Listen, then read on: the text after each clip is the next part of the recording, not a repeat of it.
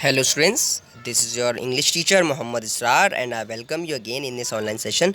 Students, जो last topic हमने पढ़े हैं पास्ट के सिंपल टेंस और पास्ट के प्रोग्रेसिव या कॉन्टीन्यूस टेंस, इसके आगे जो हमारा नेक्स्ट पार्ट है पास्ट का, that is past perfect tense, उसे आज हम पढ़ने वाले हैं। ठीक है स्टूडेंट्स, तो स्ट्रक्चर स्टूडेंट्स आपको पता ही है किसी भी टेंस के दो टाइप होते हैं, एक्टिव वॉइस और पैसिव वॉइस। तो एक्टिव वॉइस को हम यहाँ पर टेंस में पढ़ते हैं। पैसिव वॉइस जब चैप्टर आपका स्टार्ट किया जाएगा तब आपको पैसिव वॉइस के बारे में डिटेल में पढ़ाया जाएगा। ठीक है, तो फॉर्मेशन में आप इसका सेंटेंस स्ट्रक्चर समझ लीजिए। सेंटेंस स्ट्रक्चर में हमें सबसे पहले क्या रखना होता है? सबसे पहले हमें रखना होता है सब्जेक्ट। सब्जेक्ट रखने के बाद हम रखेंगे इसमें हेड और मेन वर्ब की थर्ड फॉर्म। ठीक है, हेड और थर्ड फॉर्म रखने के बाद हम रखेंगे इसमें ऑब्जेक्ट। तो एक बार देख लीजिए, इसमें बुक में मैं फाइंड कर रहा हूँ आपके लिए कहाँ पर सेंटेंस स्ट्रक्चर दिया गया है।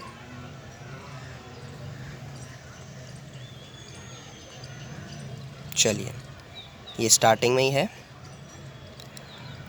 Subject, head, past participle. Past participle means main verb की थर्ड फॉर्म, और इसके बाद आप रखेंगे ऑब्जेक्ट। तो स्टूडेंट्स, इसके यूजेस क्या क्या हैं?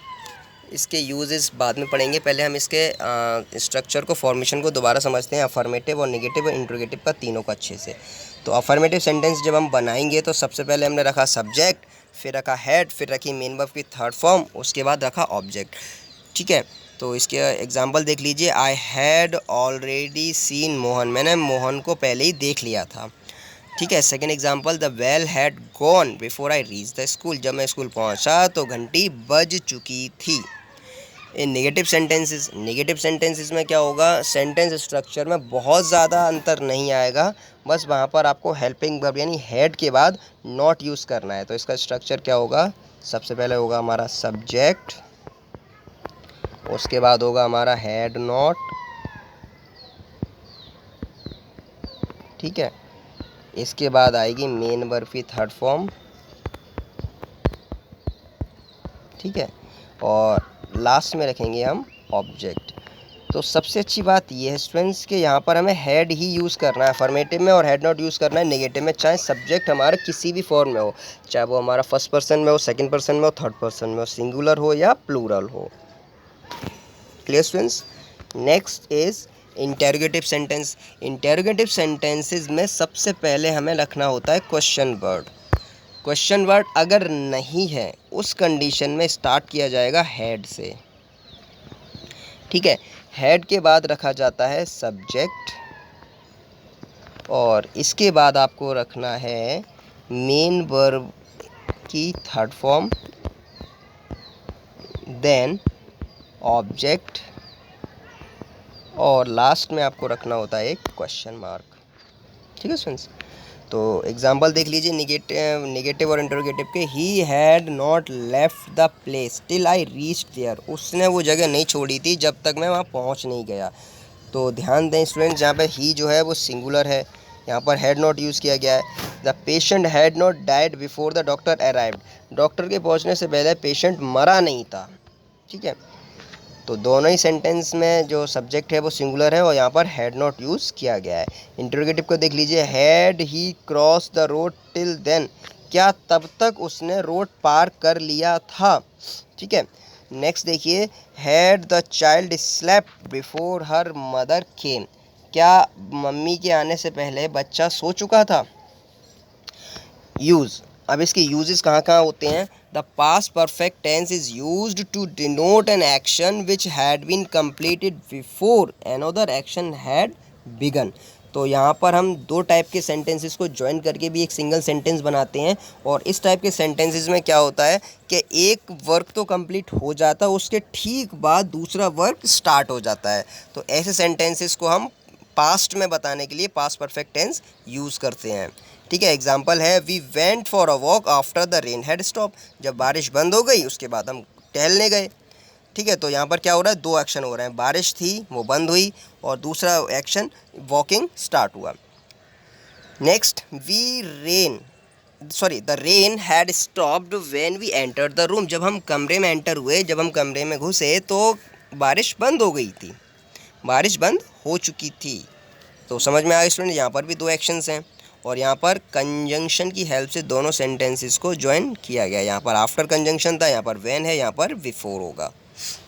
थर्ड वाला एग्जांपल देखिए, the train had left before I reach the station, जब मैं स्टेशन पहुँचा तो ट्रेन जा चुकी थी।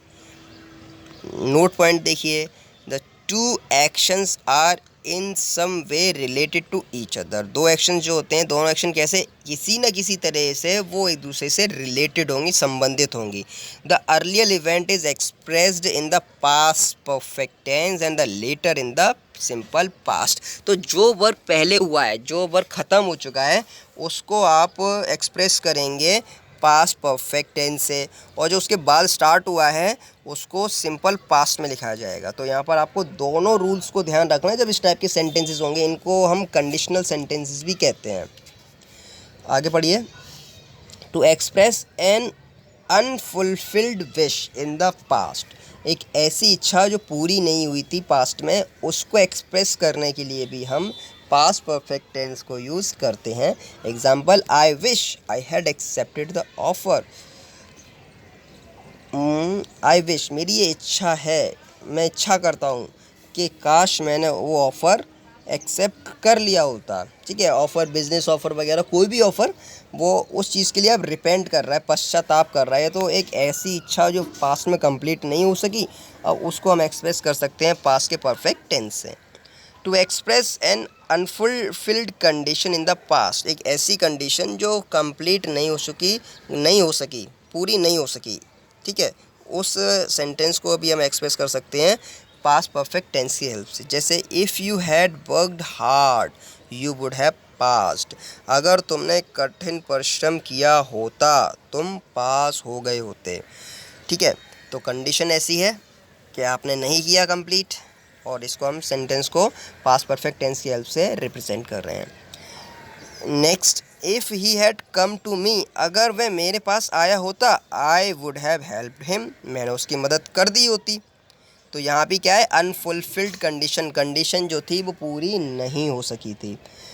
फोर्थ देखिए, to denote an action which contains the words already, before, till, since etcetera.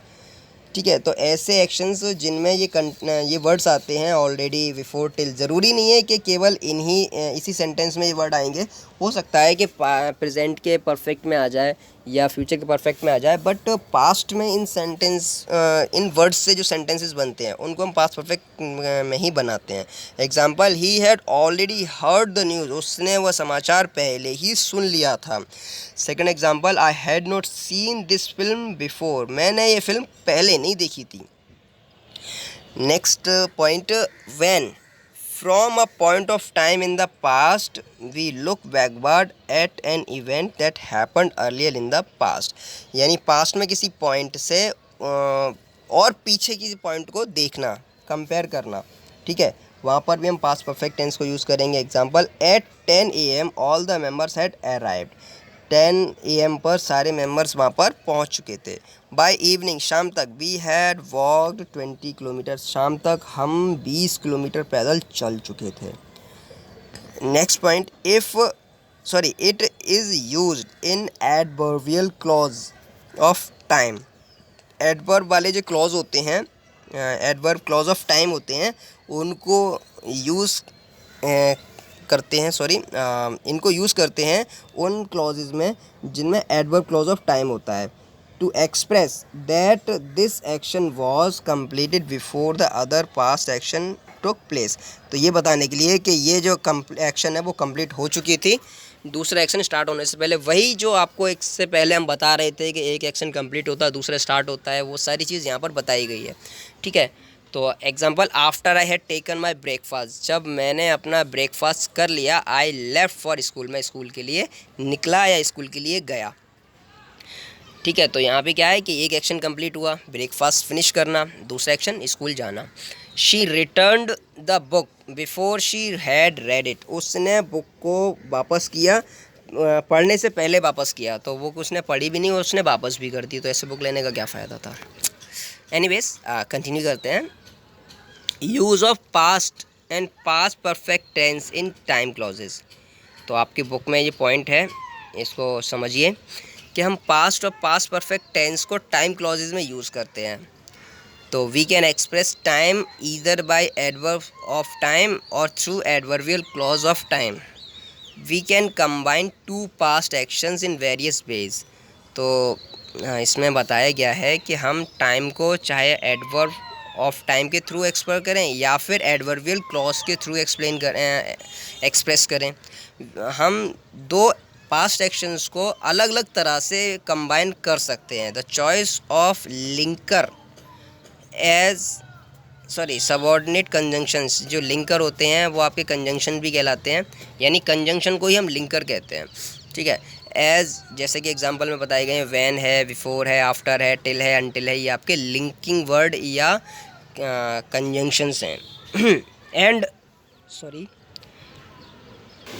The choice of linker and tense depends upon their mutual relevance. वो एक दूसरे पे जो डिपेंडेड हैं, ये एक दूसरे से किस तरह से रिलेट कर रहे हैं, उस पर डिपेंड करती है चॉइस। ठीक है, फर्स्ट है कंबाइनिंग विद व्हेन। व्हेन के साथ हम सेंटेंसेस को या एक्शंस को कैसे कंबाइन करेंगे?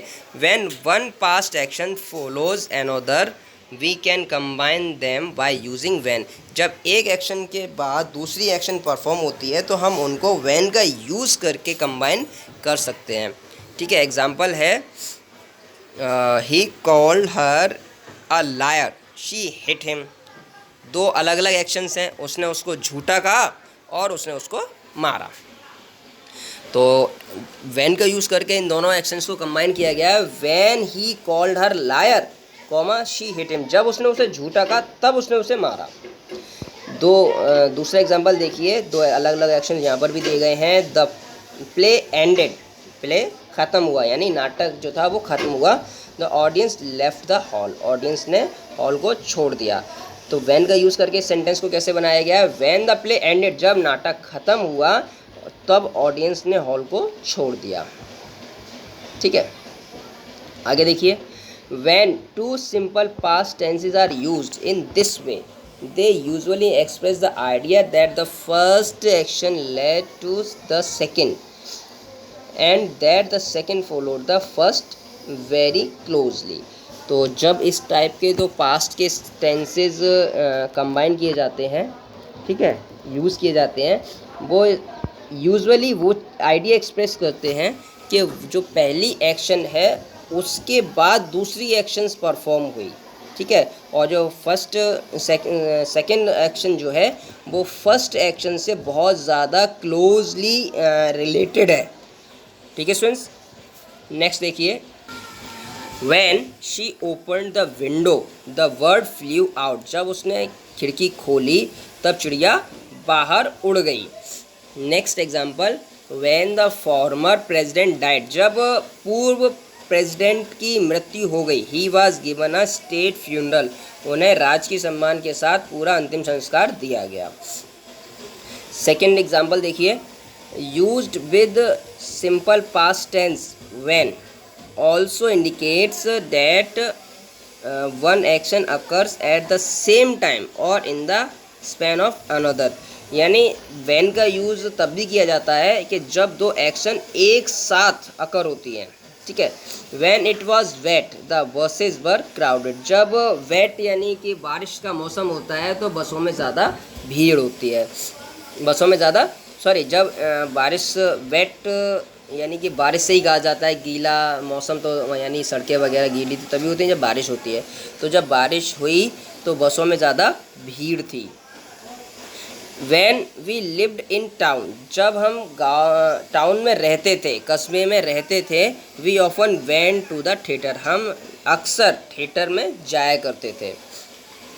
When two simple past tenses may give the impression that the two actions occurred simultaneously, तो दो पास्ट टेंसेस जो हैं वो एक आइडिया देते हैं कि दो एक्शंस साथ साथ, साइमल्टेनियस का मतलब होता है साथ साथ अकर हो रही थी।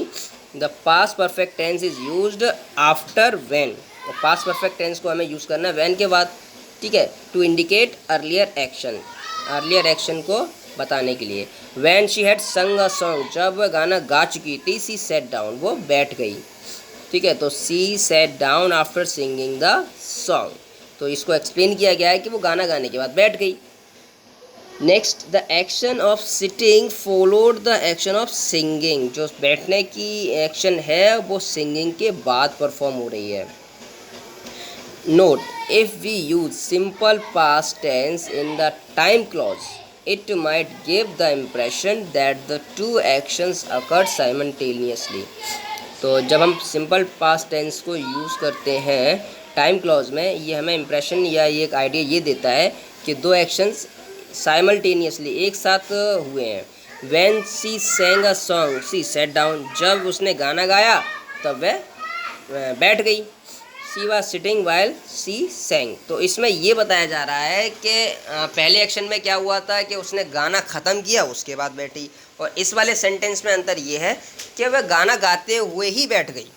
ठीक है, नेक्स्ट देखिए,